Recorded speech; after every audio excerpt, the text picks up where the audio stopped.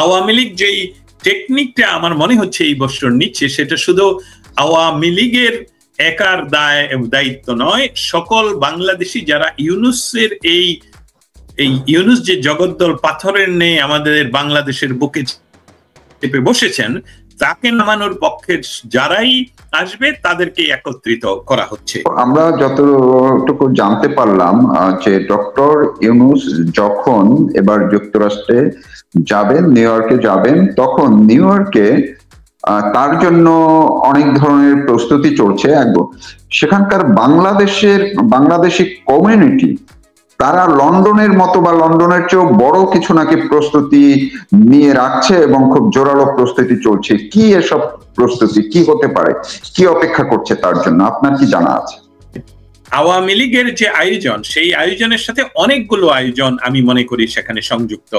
আমার তথ্য মতে বাংলাদেশের বর্তমান অসাংবিধানিক সরকারের যিনি প্রধান ব্যক্তি, তিনি আবারও যুক্তরাষ্ট্রে নিউ ইয়র্ক শহরে, যেখানে জাতিসংঘের সদর দপ্তর, প্রতি বছরের যে সাধারণ সভা অনুষ্ঠিত হয়, অনেকে এটাকে বলেন বাৎসরিক একটা পিকনিকের মতন আর কি, সারা পৃথিবীর আসলে মৌলিক কাজ তো ওইখানে কিছু হয় না, এটা আমি বলে রাখলাম আর কি। সেখানে ডক্টর ইউনূসের এই বছরের সফরের সমস্ত কিছু এখনো পর্যন্ত বলা যায় রহস্যজনক ভাবে খুবই গোপন। উনি কারো মতে উনি 22 তারিখে পৌঁছবেন, কারো মতে উনি 23 তারিখে পৌঁছবেন এই মাসের, এবং পরবর্তীতে কখন কোথায় কিভাবে থাকবেন সেটা নিয়ে একটা রহস্য তৈরি করে রেখেছে বাংলাদেশের দূতাবাস বা জাতিসংঘে যে বাংলাদেশের প্রতিনিধি রয়েছে বা প্রতিনিধিদের জন্য যে অফিস রয়েছে, সেখান থেকে তেমন আমাদের সাংবাদিকদেরকে অন্ততপক্ষে আমার জানা মতে এখনো পর্যন্ত ক্লিয়ার কোনো ওনার জানা যাচ্ছে না। এটা থেকে মনে হচ্ছে যে বিষয়গুলো বাংলাদেশে গত 13 মাসে ঘটে যাচ্ছে, যে বাংলাদেশের মানুষেরা যে ডক্টর ইউনূস যে উপর যে প্রত্যাশা ছিল, প্রত্যাশার অর্থ হলো ইউনূস নিজে যে স্বপ্ন মানুষকে দেখিয়েছিলেন, সেই স্বপ্নের ধারে কাছে উনি কথাও রাখেননি, করার চেষ্টাও করেননি। এটার অনেকগুলো উদাহরণ হয়তো আমরা দিতে পারবো। গত বছরগুলোতে যখনই কোনো বাংলাদেশের রাষ্ট্রের প্রধান আসতেন, সেখানে দুইটি পক্ষ, একটি হলো বা যারা সরকারে, আরেকটি ছিল যারা বিরোধী দলের।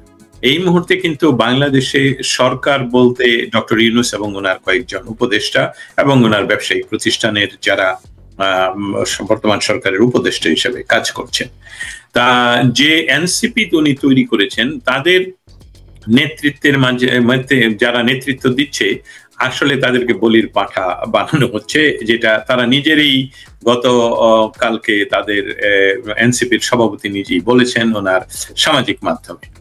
অতএব ডক্টর ইউনূসের বর্তমান যে পরিস্থিতি, উনি এখানে আসার, সেটাতে ওনার পক্ষে বাংলাদেশের সাধারণ মানুষ উপস্থিত হবে বা ওনাকে ওয়েলকাম জানাবে, এরকম সম্ভাবনা বলা যায় শুধু কি নয় শূন্যের নিচে। কারণ ইতিমধ্যে আপনারা ঢাকা ইউনিভার্সিটির ডাকসুর নির্বাচন দেখেছেন, জাহাঙ্গীরনগরের নির্বাচন দেখেছেন। আলটিমেটলি বিএনপি ইতিমধ্যে বুঝে যাওয়া উচিত, যদি এতক্ষণে বুঝে ওনারা না গিয়ে থাকেন, যে এখানে ডক্টর ইউনূসের খেলা একটা অন্য ধরনের মেটিকুলাস প্ল্যান, এবং সেই প্ল্যানের অংশ হিসাবেই তারেক জিয়াকেও নিশ্চয়ই জানিয়ে দেওয়া হয়েছে এইসব প্ল্যানগুলো, যার জন্য তারেক জিয়াও সাহস করছেন না বাংলাদেশে আসার জন্য। অতএব ডক্টর ইউনূস যে জিনিসটা ফেস করবেন ইতিমধ্যে ওয়াশিংটন, আমি বলছি নিউ ইয়র্ক সিটিতে, সেটা ইতিমধ্যে আপনার মুখ থেকেও আমরা জেনে গেলাম। সেই সাথে স্থানীয় বিভিন্ন ধরনের কমিউনিটি লিডারশিপ এবং রাজনৈতিক দলের লিডারশিপ, তারা একত্রিত এবং সংঘবদ্ধ। এখন অনেকটা বিএনপিও তাদের যে ডক্টর ইউনূসকে যে একচ্ছত্র সাপোর্ট করে যাচ্ছিল, সেটা থেকে তারা দ্বিধাগ্রস্ত। আর তারা সাপোর্ট করে গেলেও ডক্টর ইউনূসের আগমনে গতবারও তারা মিছিল বের করেনি বা উপস্থিত হয়নি এম্বাসিতে, আমি বলছি এয়ারপোর্টে। এই বছর তো তারা একেবারেই যাবে না। অতএব সেখানে একচ্ছত্রভাবে ইউনূস বিরোধী, যেটার সংখ্যা অনেক বড়, তারা যদিও আমরা সকলেই জানি যে তারা সদর দরজা দিয়ে কখনই বের হয়ে আসেন না, তারা পিছনের দরজা দিয়ে গাড়িতে উঠেন এবং সেটা আসলে দেখাও যায় না এয়ারপোর্ট থেকে।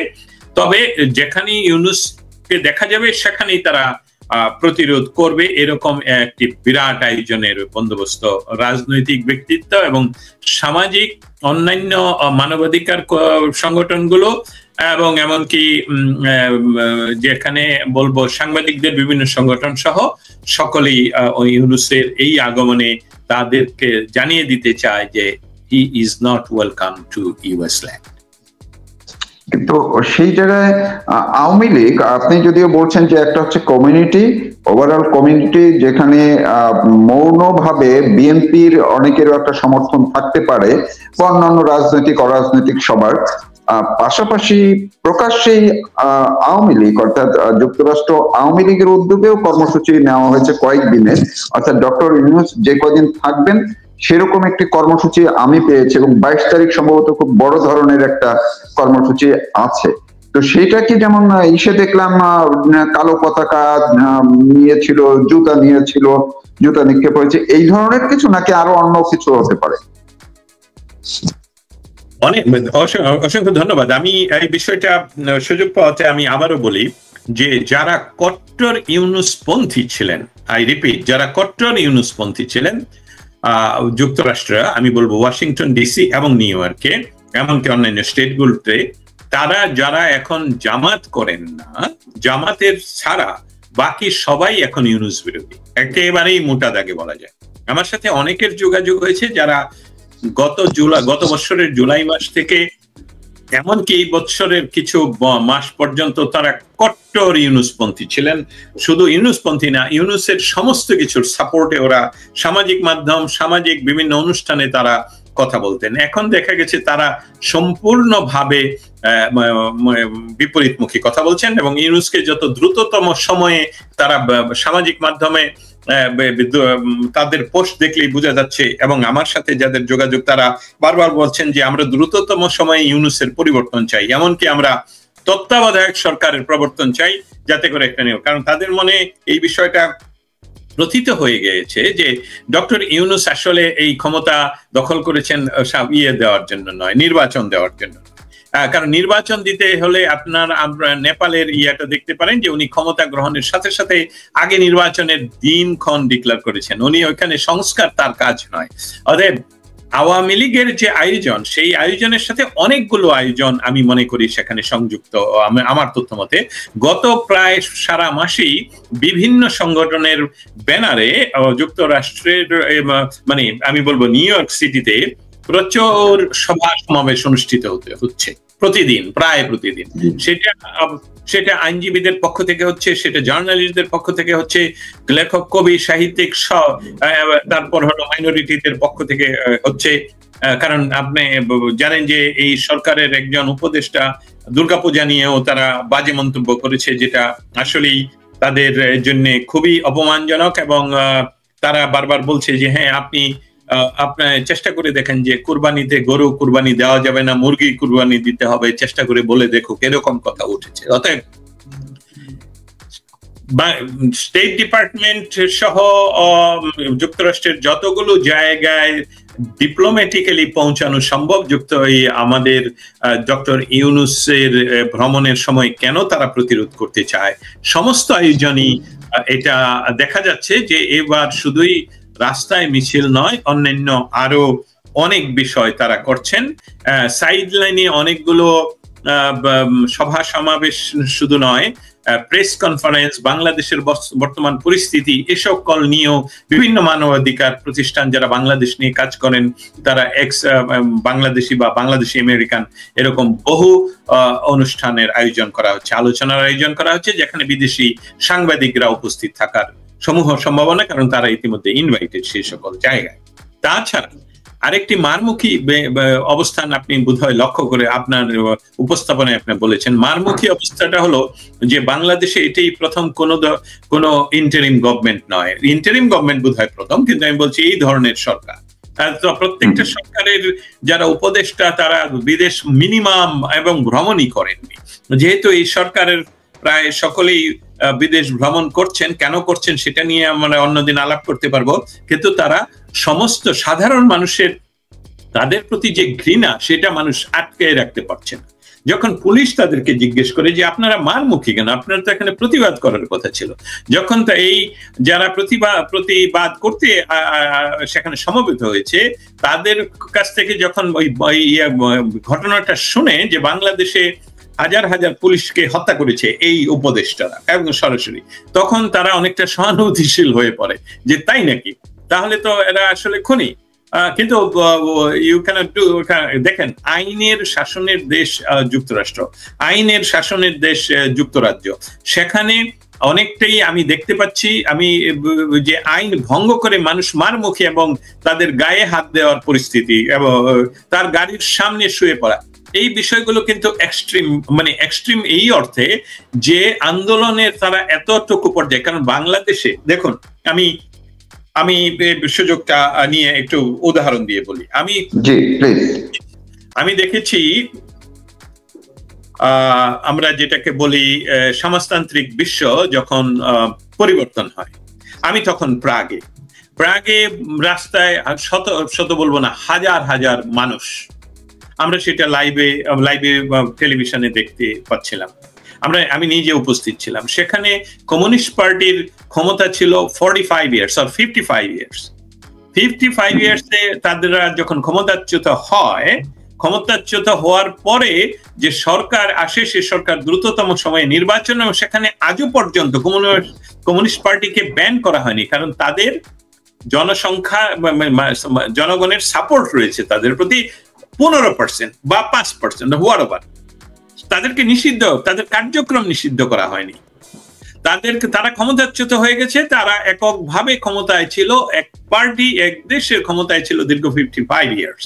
কিন্তু সেখানেও যারা গণতন্ত্রের বলি নিয়ে আসছে, যে গণতন্ত্র আমরা চাই, আমরা বহুদলীয় গণতন্ত্র চাই, তারা এসে বলেন এই যে না, তোমরা 55 ইয়ার্স দেশ একা পরিচালনা করছো, তোমরা গণতন্ত্রের অংশ হতে পারবে না, কারণ সেটা তো গণতন্ত্রের বিষয়, মৌলিক বিষয়টি তো পরিপন্থী, তাই না? সেখানে বাংলাদেশের বর্তমান যে ইউনুস গভর্নমেন্ট, ওনার প্রথম স্টেপটাই হলো যে উনি হলেন কনস্টিটিউশন অনুসারে সরকার নয়, বাংলাদেশের কনস্টিটিউশন নিষিদ্ধ ঘোষণা করা হয়নি, বাতিল করা হয়নি, এটা এখনো বলবৎ। সেই কনস্টিটিউশনে এই ধরনের কোন সরকার নেই। সেই সরকার এসে যদি কাউকে বলে যে আপনার রাজনৈতিক অধিকার নেই, এটা তো সম্পূর্ণ অগণতান্ত্রিক, তাই না? অতএব সেই অগণতান্ত্রিক পরিবেশটাকে যে 13 মাস ধরে উনি এনজয় করছেন, এবং উনি ওনার ব্যক্তিগত ব্যবসা এবং ব্যক্তিগত বিভিন্ন ব্যবসার লাইসেন্স এবং ট্যাক্স ফাঁকি কেস, এসবগুলো ছাড়া তো যে সকল কথা উনি বলছেন যে এই করবেন, কি জানি বলে যে বাংলাদেশে পরিবর্তন করবেন, সংস্কার করবেন, কিন্তু সংস্কার নামে তো 13 মাসে কিছুই হলো না। অথচ আগামী বছর যে নির্বাচনের কথা, সেটারও ডেট ডিক্লেয়ার করা হচ্ছে না। অতএব সার্বিকভাবে জনগণ বাংলাদেশে কথা বলতে না পারলেও যে জনগণ বাংলাদেশের বাইরে প্রবাসী রয়েছে, তারা এই সরকারের প্রত্যেকটি মেম্বারের প্রতি মারমুখী, এবং সেটাতে দেখা যাচ্ছে এখন সেই সকল দেশের পুলিশ বা প্রশাসনও তেমন অকার্যকর অবস্থায় গ্রহণ করছে, কারণ তারাও ব্যাপারটা সহজভাবে, মানে তারাও সিম্পাথি দেখায় আন্দোলন, অর্থাৎ ওইখানে যারা কর্মসূচি পালন করে তাদের প্রতি। আমি এই জায়গাটিতে আপনার কথার সূত্র ধরে যদি একটু আপনার কাছ থেকে জানতে চাই, বা আপনার একটু বিশ্লেষণ শুনতে চাই, সেটি হচ্ছে এই ডক্টর ইউনূসের কারণে যেই আওয়ামী লীগের কার্যক্রম নিষিদ্ধ এই সরকার করেছে, পাশাপাশি যারা দেশ ছাড়া হয়েছে, দেশ ছাড়া হওয়া আওয়ামী লীগের নেতা কর্মীদের মধ্যে যেমন অনেকে আছেন সভানেত্রী সহ ইন্ডিয়ায়, অন্যদিকে আরেকটি অংশ আছে যুক্তরাজ্যে, আর বড় একটি অংশ হচ্ছে কিন্তু যুক্তরাষ্ট্রে বিভিন্ন সিটিতে আছে, এবং তারাও এই উপলক্ষে সব নিউ ইয়র্কে আসবেন। সেখানে তো গ্যাদারিং অনেক বড়, আওয়ামী লীগের বোধহয় একটা গ্যাদারিং হবে, যারা ওইখানকার ছাড়াও বাংলাদেশ থেকে যারা গিয়েছেন, দেশ ছাড়া হয়েছেন ডক্টর ইউনূসের নিপীড়নের মুখে বা ভয়ে, তাদেরও তো সমাগম আছে বোধহয়। আওয়ামী লীগের কেন্দ্রীয় নেতারাও মনে হয় অনেকে থাকবেন, এরকম আপনার কাছে কি খবর আছে কোনো? অসংখ্য ধন্যবাদ। এই বিষয়টা আসলে একটা বিষয় বলতে চাচ্ছি, সেটা হলো যে ম্যাক্সিমাম আওয়ামী লীগ লিডার আমি যতটুকু জানি তারা ভারতবর্ষে অবস্থান করছেন। সেখান থেকে যারা ইতিমধ্যে ইউনাইটেড স্টেটসে বিভিন্নভাবে বিভিন্ন জায়গায় রয়েছেন, অবশ্যই তাদের আমি বলবো বিরাট অংশ যুক্তরাষ্ট্র বা নিউ ইয়র্কে সিটিতে অবস্থান করছেন। অ্যানালাইসিসটা হলো এই যে স্বাভাবিকগত কারণেই এরা সকলেই এই সপ্তাহে গত 1 মাস ধরেই বিভিন্ন সভা সমাবেশে, আমি গত সপ্তাহে নিউ ইয়র্কের একটি সমাবেশে আমি ইনভাইটেড গেস্ট ছিলাম, সেখানে গিয়েছিলাম এবং সেখানে দেখতে পেয়েছি যে বাংলাদেশের অনেক সিনিয়র লিডাররা সেখানে উপস্থিত ছিলেন, যেসবগুলো হয়তো বা ভিডিওতে বা বিভিন্ন নিউজে আপনারা, সামাজিক মাধ্যমের নিউজে আপনারা দেখেছেন। এই ইউনূসের নিউ ইয়র্ক সিটিতে উপস্থিতির কারণে শুধু আওয়ামী লীগের নেতৃত্ব নয়, অন্যান্য দলগুলোর নেতৃত্বও এখানে উপস্থিত আছে এবং তারা একযোগে বিভিন্ন অনুষ্ঠানের মাধ্যমে, বিভিন্ন প্রেস কনফারেন্সের মাধ্যমে এবং যুক্তরাষ্ট্র আমি জাতিসংঘের সামনে প্রতিবাদ সভা, এবং সেই সাথে যেখানেই ইউনূস, তাদের একটা স্লোগান তৈরি করা হয়েছে, যেখানেই ইউনূস সেখানেই প্রতিরোধ। অতএব ওনার যে হোটেলে অবস্থান, সেই হোটেল সম্বন্ধে আগে সকলে জানলেও এখনো পর্যন্ত বা ক্লিয়ারলি জানা যাচ্ছে না উনি কোন হোটেলে উঠবেন। অতএব নিশ্চয়ই আমরা জেনে যাব আর আগামী কয়েক ঘন্টায় বা 1 দিন 2 দিনের ভিতরে। তখন সেখানে আওয়ামী লীগ যেই টেকনিকটা আমার মনে হচ্ছে এই বছর নিচ্ছে, সেটা শুধু আওয়ামী লীগের একার দায়িত্ব নয়, সকল বাংলাদেশি যারা ইউনূসের এই ইউনূস যে জগদ্দল পাথরের নেই আমাদের বাংলাদেশের বুকে চেপে বসেছেন, তাকে নামানোর পক্ষে যারাই আসবে তাদেরকে একত্রিত করা হচ্ছে।